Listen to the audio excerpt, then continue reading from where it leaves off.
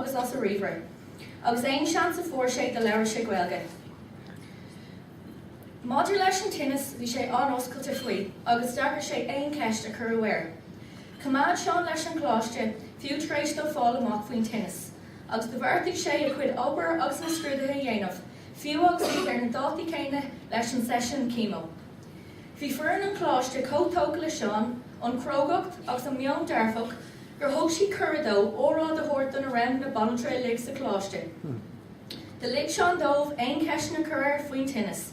De lean an oscailtí seo leis an chlór telefís TG Cahar, tar éis na trílach, nuair a bhí Seán thar bheith fearnach faoin tinnis ar fad.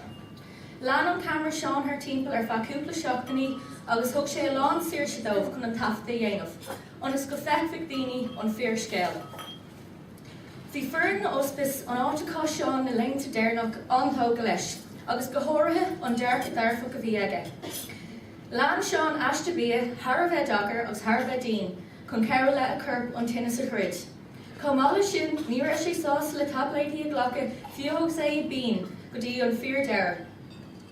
Léirigh sé láideach persanta go dtí an nóméid déarnach. Dúirt band an a bhaint lom gur bé ceann den lads ba cróga de bhacha sí riamh. Mar eabhar seo agus